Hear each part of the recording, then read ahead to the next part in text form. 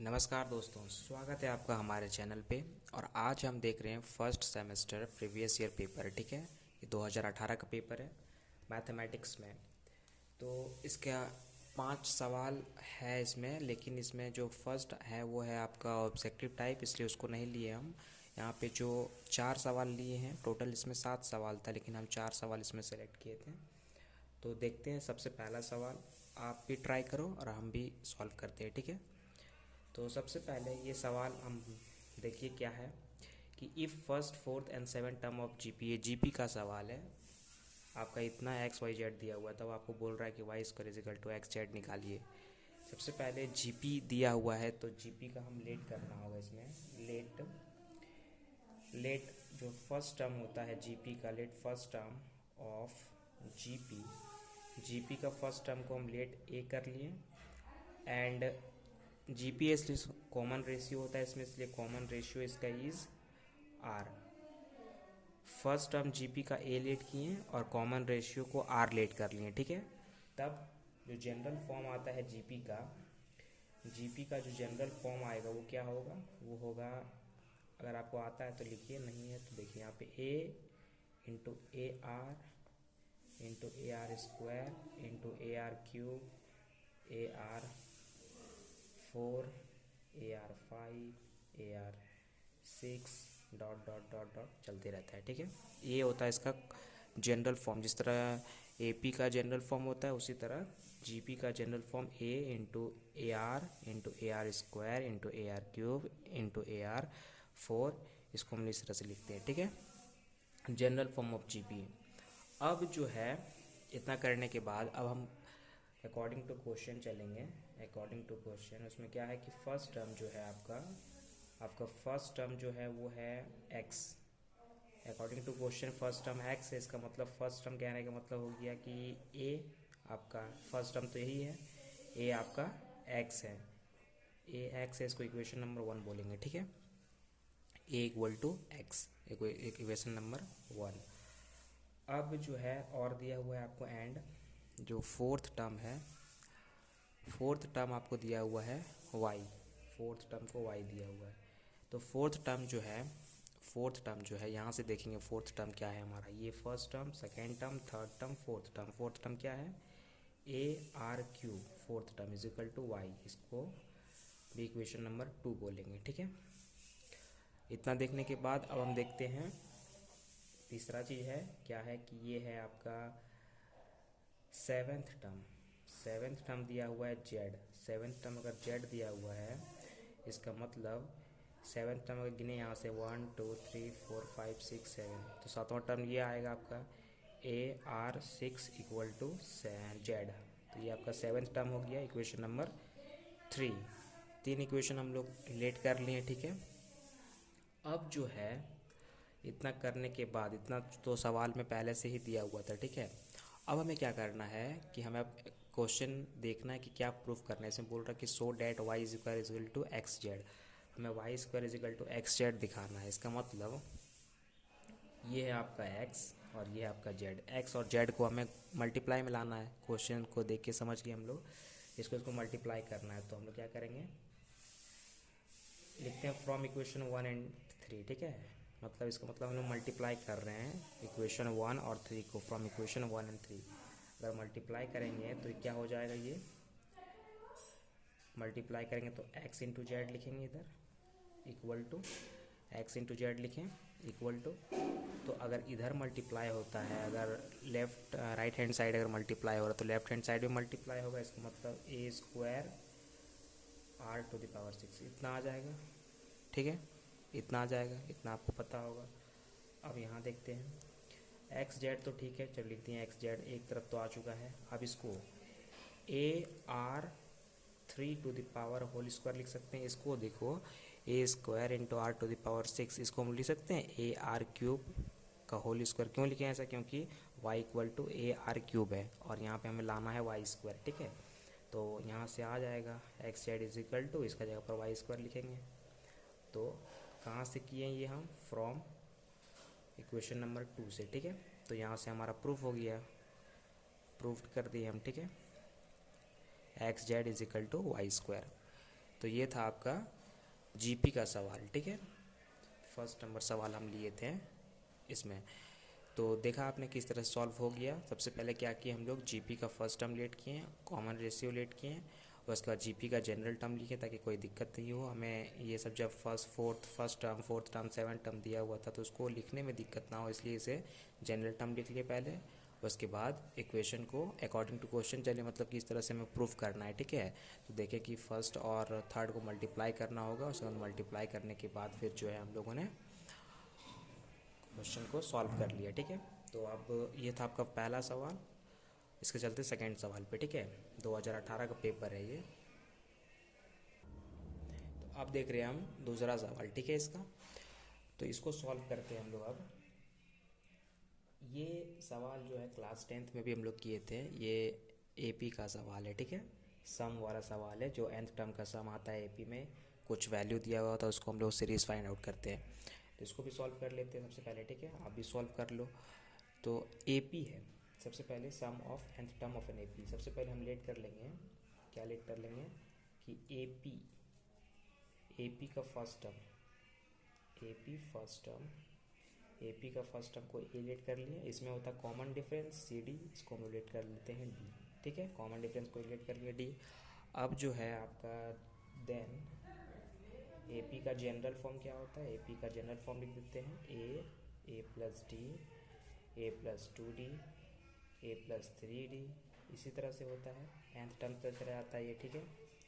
तो अब हम लोग चलेंगे according to question. According to question बोल रहा है आपको, अकॉर्डिंग टू क्वेश्चन आपको बोल रहा है क्या कि एपी का सम ऑफ nth टर्म इतना दिया हुआ है। इसका मतलब एसेंथ, आपको एसेंथ जो है वो n/4 2n+1 दिया हुआ है।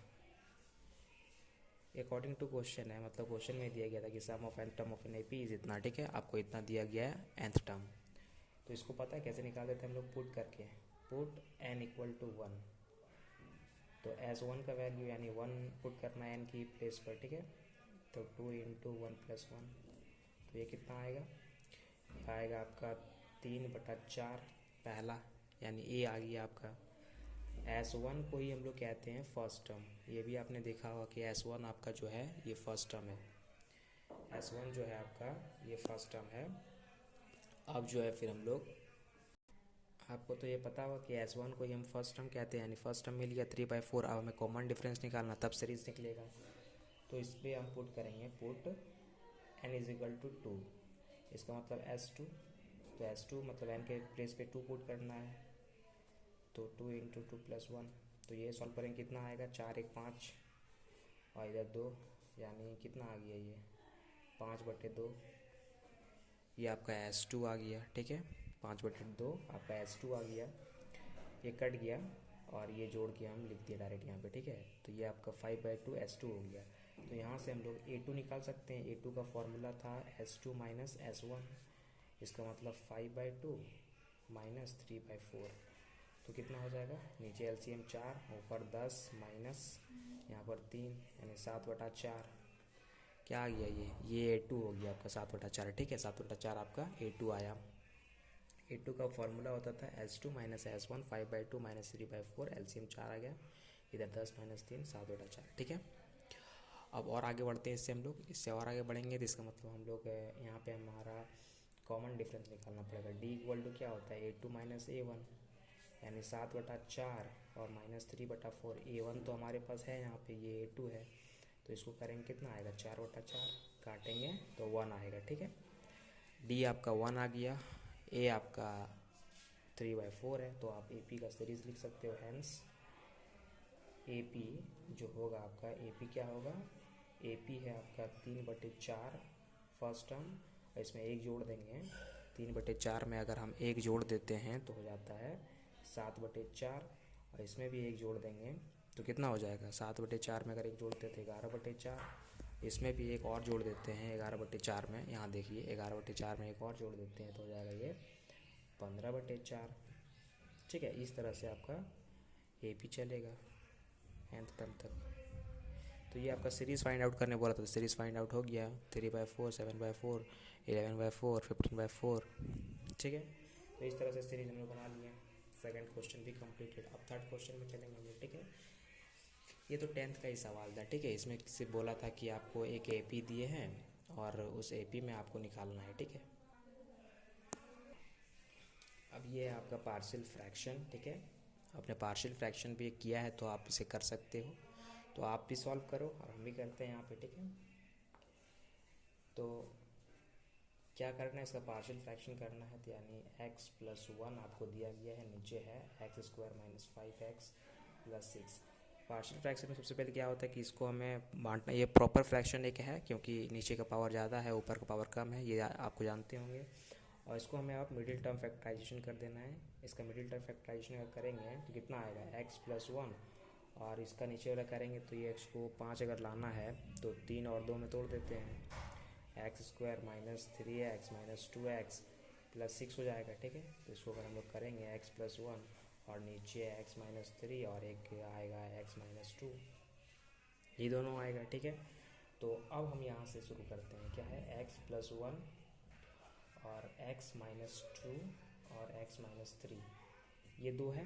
अब इसका पार्शियल फ्रैक्शन करना है। पार्शियल फ्रैक्शन क्या करते हैं कि ये दोनों टर्म में a और b का हम लोग देते हैं, सिंपल सा पार्शियल फ्रैक्शन है, x - 2 और फिर प्लस देके b x - 3। अब इन दोनों का फिर हम लोग सॉल्व करते हैं साथ में। इधर आता है x+1 और इन दोनों का एलसीएम लेते हैं, यानी ये तो इतना ही रहेगा, साथ में लिखते हैं। इधर हम एलसीएम ले लेते हैं, x - 2 x - 3, तो इधर क्रॉस मल्टीप्लिकेशन होता है x - 3 का, प्लस इधर b होता है x - 2 का, नीचे वाला कट जाता है। उसके बाद इधर आता है x+1, इधर आता है a x - 3 और plus b x - 2। Equation number 1 बोलो यहाँ पे, ठीक है। अब यहीं से आपको निकालना है। कैसे निकालेंगे, यहाँ से आप सिंपली किसी एक को जीरो कर दो, ठीक है। जैसे ए को ही जीरो कर रहे हैं सबसे पहले, तो पुट करेंगे क्या, अगर इसको जीरो करना है तो x = 3 पुट कर देंगे, तो ये 3 - 3 कट के जीरो हो जाएगा, तो b का वैल्यू आ जाएगा, ठीक है। यानी x की वैल्यू जब 3 पुट करते हैं तो 1 आया, इधर 3+1 और ये तो जीरो हो गया, प्लस यहाँ पे 3 - 2, ये हो गया b, यानी देयरफॉर b का वैल्यू आया आपका 4। सिंपली निकल गया, b का वैल्यू 4, ठीक है। यहाँ पे b का वैल्यू 4, सॉरी दिख नहीं रहा होगा आपको, b का वैल्यू 4 आ गया। उसी तरह से इस बार हम लोग a को जीरो किया, अब b को जीरो करते हैं, ठीक है। अगेन करते हैं पुट, अगेन पुट किए हम लोग। अब यहाँ पे किसे जीरो होगा, तो x का वैल्यू अगर 2 पुट करते हैं तो ये जीरो हो गया, तो 2 + 1 = 2 + 1 = कितना होगा, 2 + 1 = पुट करेंगे यहाँ पे, तो यहाँ पे 2 माइनस a आएगा और ये जीरो, तो यहाँ से अगर निकालेंगे तो a का वैल्यू -3 आ गया। a का वैल्यू -3 यहाँ से आ गया, क्योंकि यहाँ पुट करेंगे 2, तो 2 - 3 तो वहाँ -a आएगा और ये तो जीरो हो गया, तो -a -3 वैल्यू आ गया। इसका मतलब पार्शियल फ्रैक्शन a और b का वैल्यू निकला, इसका मतलब पार्शियल फ्रैक्शन सॉल्व हो गया। तो हैंस करके क्वेश्चन था हमारा x+1 और नीचे था x² - 5x - 6 लिखेंगे हम लोग। a का वैल्यू कितना है, -3, और नीचे था हमारा x - 2 और फिर हमारा प्लस था b का वैल्यू तो 4 x - 3, ठीक है। इस तरह से आप निकाल सकते हो, ये आपका पूरा आंसर हो गया, ठीक है। तो पार्शियल फ्रैक्शन आपने देखा क्या किए हैं, सब कुछ नहीं किए, बस सिंपल पार्शियल फ्रैक्शन था कि इस तरह से दिया है। तो सबसे पहले फैक्टराइजेशन किए हैं, 2 वैल्यू निकालें, इसका 2 पार्ट में तोड़ें इसको, उसके बाद फिर दोनों का हम लोग a और b करके एलसीएम करके सॉल्व किए आगे। उसके बाद यहाँ पे हमने एक को जीरो किया, दूसरा निकल गया, दूसरे को जीरो किया, फिर पहला निकल गया। a और b का वैल्यू ही निकालना था, a और b का वैल्यू निकालें, उसके बाद यहाँ पे जो है पुट किए और क्वेश्चन बना लिए, ठीक है। तो ये था क्वेश्चन नंबर 3। अब क्वेश्चन नंबर 4 जो कि लास्ट है इसका, ये है आपका क्वेश्चन नंबर 3। ये वेक्टर का क्वेश्चन है, अगर आपको आता है तो बनाइए, नहीं आता है तो आप यहाँ सीख सकते हैं, ठीक है। आपको बोला कि find out the unit vector perpendicular to the vector इतना और इतना, ठीक है। आपको 2 वेक्टर दे दिया, आप नाम नहीं दिया, आप बोल दो इसको a है, इसको बोल दो b, ठीक है। 2 वेक्टर आपको दे दिया है।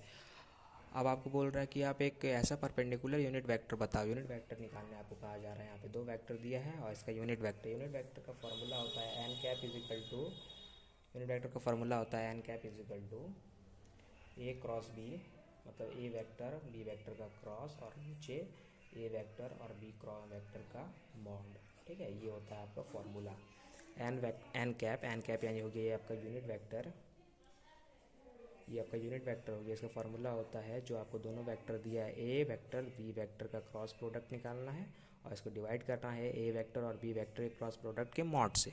ठीक है, ये मॉड मतलब मैग्नीट्यूड से, और यहाँ पे आपका डायरेक्शन के साथ आएगा। ठीक है, तो यहाँ से अब हम लोग निकालेंगे यूनिट वेक्टर। कैसे निकालेंगे? सिंपल है। ठीक है, कैसे सिंपल है? ए सबसे पहले हम तो ए वेक्टर लिख रहे हैं। ए वेक्टर आपका यही है 2i कैप माइनस जे कैप माइनस के कैप। ठीक है, और यहाँ पे बी वेक्टर आपका है आई कैप प्लस जे कैप प्लस के कैप। ठीक है, तो ए कैप ए वेक्टर हो गया, बी वेक्टर हो गया। अब दोनों का क्रॉस प्रोडक्ट निकाल। सबसे पहले A vector Guna cross product. Cross product होता है ए क्रॉस बी करते हैं। ठीक है, इसमें सिर्फ क्या करते हैं, डिटरमिनेंट निकालते हैं दोनों का, यानी इस तरह से करते हैं। ये होता है ऊपर में आई, ये जे और यहाँ पे के। जो वैल्यू है वो लिख देंगे यहाँ पे 2 -1 -1। हम 1 है, यहाँ भी 1 है, कुछ नहीं है तो यहाँ होगा 1, और यहाँ भी है आपका 1 और यहाँ भी आपका 1 है। ठीक है, तो यहाँ से आप निकाल सकते हो। ठीक है, निकाल लो यहाँ से आप, जैसे निकालते हैं हम लोग। अब इसका क्या होगा, तो इसका जब डिटरमिनेंट निकालेंगे तो क्या होता है, जब इसको अगर हम इसको ले रहे हैं आई को, तो आई लिखेंगे, और ये गया तो बचा ये दोनों, तो यानी -1 और इधर +1। उसके बाद क्या होता है, प्लस माइनस होता है, फिर माइनस देंगे यहाँ पे। ठीक है, माइनस दिए, उसके बाद यहाँ पे जे कैप लिखते हैं, जे कैप लिखें। उसके बाद ये ख़त्म तो बचा यहाँ पे 2 + 1 और फिर प्लस के कैप होता है, तो ये गया इधर से, यानी 2 + 1 हो जाएगा इधर। ठीक है, तो ये तो 0 हो गया, ये हो गया -3 जे कैप, और ये हो गया इधर +3 के कैप। ठीक है, ये 0 हो गया, यानी इसको आप लिख सकते हो 0 आई कैप भी लिख सकते हो, कोई दिक्कत तो नहीं है। क्यों लिख रहे हैं 0 आई कैप? ये आपका निकला क्रॉस प्रोडक्ट, यानी ए वेक्टर को अगर क्रॉस करेंगे बी वेक्टर के साथ तो 0 आई कैप -3 जे कैप और +3 के कैप निकलेगा। ठीक है, आपको दिखा नहीं होगा ये ना। अच्छा देखिए, यहाँ पे बस कुछ नहीं किए, बस इसका डिटरमिनेंट निकाले हैं, आई लिखे हैं। और आई जब पता होगा कि इस तरह जब हम लोग फर्स्ट वैल्यू लेते हैं तो ये इधर का जो कॉलम होता है ख़त्म हो जाता है, इसका इधर का रो कैंसिल हो जाता है, बचता जो है उसका हम लोग क्रॉस करते हैं, पहले इसके साथ गुना करते हैं, उसके बाद माइनस देके फिर इसके साथ गुना करते हैं। ठीक है, तो इस तरह से करेंगे हम लोग सॉल्व इसको, और ए क्रॉस बी निकाल लेंगे। ठीक है, ए क्रॉस बी आ जाएगा। ए क्रॉस बी आने के बाद इसका मॉडुलस चाहिए, क्योंकि ए क्रॉस बी फॉर्मूला क्या था, फॉर्मूला यहाँ देखिए, ए वेक्टर इंटू मैंने cross product of A vector और इसका मॉडुलस नीचे। तो इसका मॉडुलस कैसे निकालेंगे? इसका मॉडुलस भी सिंपल होता है, जब हम लोग ए वेक्टर क्रॉस बी वेक्टर का मॉडुलस निकालते हैं तो सिर्फ इसका मैग्नीट्यूड लेते हैं। ठीक है, सिर्फ मैग्नीट्यूड, तो रूट अंडर करते हैं इसका मैग्नीट्यूड का स्क्वायर, 0 का स्क्वायर प्लस -3 का स्क्वायर प्लस यहाँ पे 3 का स्क्वायर। ठीक है, मतलब मैग्नीट्यूड का सिर्फ स्क्वायर ले लेते हैं। कितना आएगा, रूट अंडर, ये तो 0 हो गया, ये तो 9 हो गया, +9 हो गया, यानी रूट अंडर 18, रूट अंडर 18 इसका मैग्नीट्यूड आ गया। ठीक है, यानी ए वेक्टर क्रॉस बी वेक्टर का मैग्नीट्यूड जो है वो 18 आ गया। अब जब मैग्नीट्यूड आ गया तो एन वेक्टर निकाल देंगे, जो परपेंडिकुलर वेक्टर आपको यूनिट वेक्टर पूछ रहा था, एन वेक्टर क्या होगा इसका, सबसे पहले A vector cross B vector नीचे modulus of A vector cross B vector. ठीक है, यही है सिंपली। अब इसका वैल्यू पुट कर देते हैं जो हम लोग निकाले, एन वेक्टर = ए क्रॉस बी निकालें। यहाँ पे देखिए कितना निकालें, तो ये 0 लिखना ज़रूरत नहीं है। ठीक है, -3 जे कैप और +3 के कैप, और नीचे डिवाइडेड अपॉन 18। आप ऐसा भी छोड़ दोगे, ये भी आंसर होगा, और या फिर इसको आप बांट दो, इसके साथ 18 लिख दो, इसके साथ नीचे 18 रूट 18 लिख दो दोनों के साथ, तो भी सही है। ऐसा भी लिख दोगे तो भी सही है। ठीक है, एन कैप निकल गया आपका। तो इस तरह से निकालते हैं हम लोग यूनिट वेक्टर, इस तरह क्वेश्चन को सॉल्व करते हैं। इसमें क्या था कि यूनिट वेक्टर निकाला था परपेंडिकुलर टू ए वेक्टर और बी वेक्टर दिया था। सबसे पहले क्या कि यूनिट वेक्टर का फॉर्मूला एन कैप = होता है एक वेक्टर क्रॉस बी वेक्टर बटा modulus of A vector cross B vector. Modulus मतलब होता है कि इसका मैग्नीट्यूड निकालना है आपको। तो ए वेक्टर लिखें, बी वेक्टर लिखें, उसका सबसे पहले इसका क्रॉस प्रोडक्ट निकालें डिटरमिनेंट मेथड से। उसके बाद हम लोग उसका मैग्नीट्यूड निकालें। मैग्नीट्यूड का फॉर्मूला था रूट अंडर, जो कोफिशिएंट है आई जे और के का, उसको लिख के स्क्वायर कर देते हैं जोड़ में। ठीक है। रूट अंडर इसका सबका स्क्वायर होता है और सबको जोड़ देते हैं अंदर में, तो आ गया √18। उसके बाद जो है फॉर्मूले में बैठा के आंसर लिख दिया, ठीक है। तो ये था 4 सवाल 2018 का SPT का क्वेश्चन। और मिलते हैं अगले लेक्चर में, वहाँ पे फिर और प्रीवियस क्वेश्चन करेंगे मैथ का। Thank you.